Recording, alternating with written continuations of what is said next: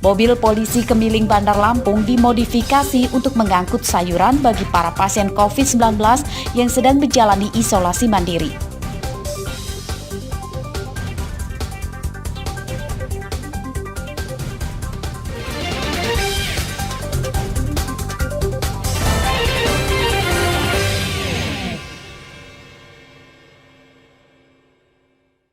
Melaporkan pemeriksaan TKP tempat tersangka Dendi.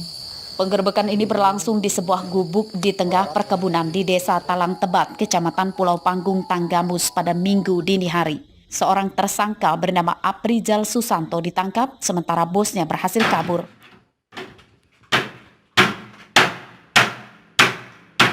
Polisi yang melakukan penggeledahan dikejutkan dengan sebuah bunker yang ditunjuk tersangka untuk menyimpan narkoba sebelum diedarkan. Pintu masuk bunker ditutup lemari sebagai upaya penyamaran. Polisi pun kemudian membuka lemari untuk bisa masuk ke dalam bunker.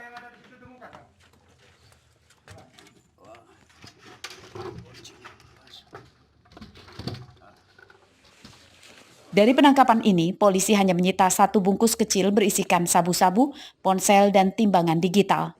Menurut tersangka, sabu-sabu jualannya sedang kehabisan stok dan masih belum dikirim lagi dari pemasoknya. Beli berapa kamu?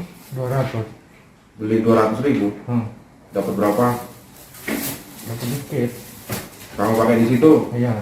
Habis di situ. Iya. Masih ada setrumnya nggak di gubuk itu? Masih itu. Masih dipasang setrum? Iya. Tahu kamu kalau ada setrum di gubuk itu? Iya tahu. Buat apa setrum itu? Buat tahu Dendi itu. Hah? Menurut polisi, gubuk yang digunakan sebagai gudang narkoba itu telah diberi pengaman dari tamu tak diundang oleh tersangka. Selain menyimpan narkoba di dalam bunker, lingkungan gubuk juga telah dipasang kabel tak terbungkus yang dialiri listrik. Beruntung kabel tersebut diketahui polisi saat melakukan penggerebekan sehingga tidak ada satupun personil yang tersetrum. Benar, gubuk itu sering digunakan untuk transaksi dan di situ juga dibangun seperti markas dengan dia, dialiri sengatan listrik sehingga tujuan dia itu untuk mencelakai, mencederai aparat kepolisian apabila melakukan upaya paksa penangkapan tersetrum oleh aliran listrik tersebut. Selain itu dia juga ada di rumahnya dibuat lagi gudang persembunyian yang sudah dirancang sedemikian rupa seolah-olah tembok itu seperti lemari, padahal di dalam lemari tersebut ada pintu lagi untuk dia bisa naik ke atas untuk Tersangka yang ditangkap merupakan warga desa Sinar Kampung, Kecamatan Air Naningan, Tanggamus. Bos dari jaringan narkoba ini berinisial DN yang berhasil kabur masih buron. Andri Kurniawan melaporkan dari Tanggamus.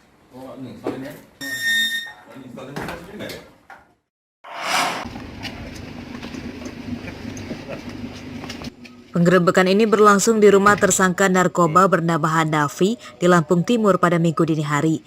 Polisi terpaksa mendobrak pintu rumah karena tersangka tidak kunjung mau keluar saat diminta polisi. Pada pengembangan lanjutan, polisi kemudian menangkap Bandani, teman tersangka serta bos jaringan narkoba bernama Anan, warga Lampung Tengah. Harga berapa 5 kantong itu? Sama aja. Dari ketiga tersangka, polisi menyita barang bukti lebih dari 100 gram sabu-sabu siap edar lengkap dengan alat hisapnya. Jaringan narkoba yang dikendalikan oleh tersangka Anan ini terungkap setelah ditangkapnya 2 kurir suruhannya. Kemudian dari HF kita kembangkan lagi ke rekannya yaitu BD. Kita dapatkan dari BD ini alat hisap bekas pakai. Kemudian dari BD kita kembangkan lagi ke tersangka atas nama AN. Dari tangan AN kita dapatkan narkotika jenis sabu-sabu seberat 111,36 gram di daerah Lampung Tengah. Penyidikan kasus ini masih akan dikembangkan polisi untuk memburu pemasok narkoba kepada jaringan ini.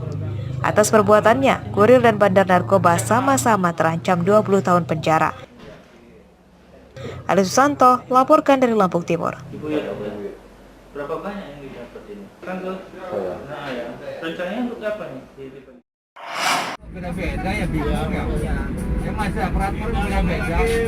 Polres Lampung Selatan menangkap 2 tersangka kasus percaloan pungutan liar surat tes antigen.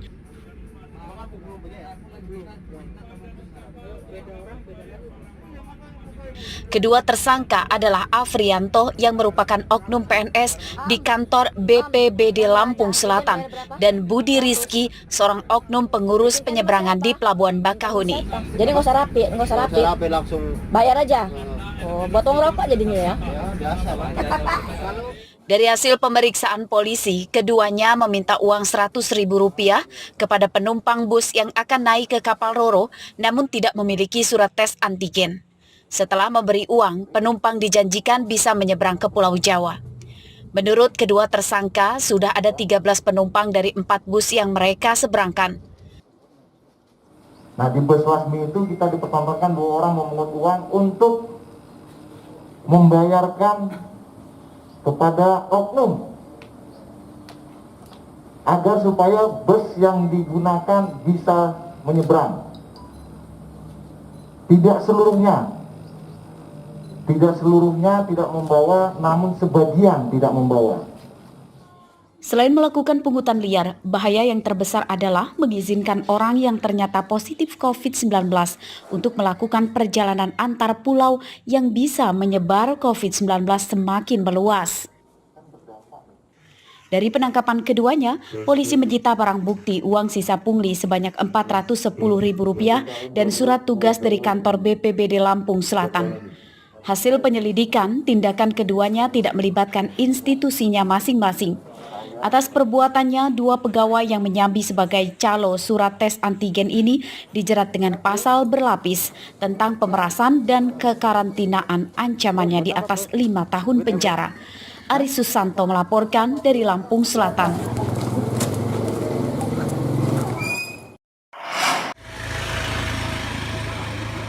Pasar Pasir Gintung di Tanjung Karang Pusat, Kota Bandar Lampung sempat ditutup selama 2 hari. Penutupan karena ada 5 pedagang di Pasar Pasir Gintung terpapar COVID-19.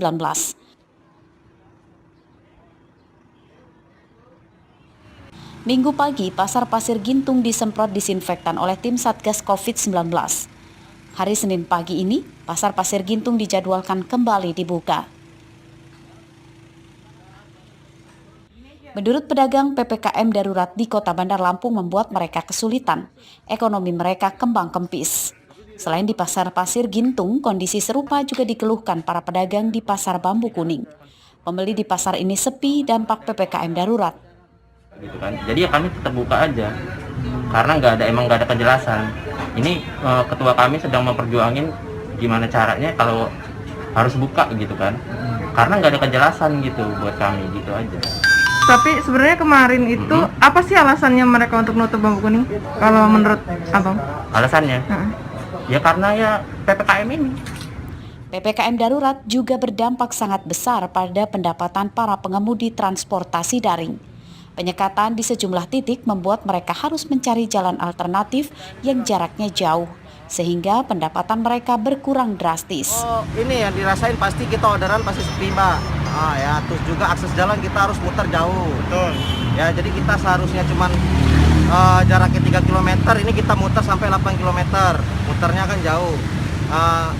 Pastinya kan ini berpengaruh dengan minyak kita ya, Mbak ya. Nggak sesuai dengan ongkos, pastinya itu sih. PPKM darurat di Kota Bandar Lampung telah dimulai sejak 12 Juli lalu dan akan berakhir pada besok 20 Juli 2021. Para pedagang berharap PPKM darurat segera dapat dihentikan. Jika masa pandemi parah seperti ini tetap berlarut, para pedagang meyakini usaha mereka akan terancam bangkrut meski barang dagangannya termasuk kategori barang kebutuhan pokok. Jeffrey Arifin melaporkan dari Bandar Lampung.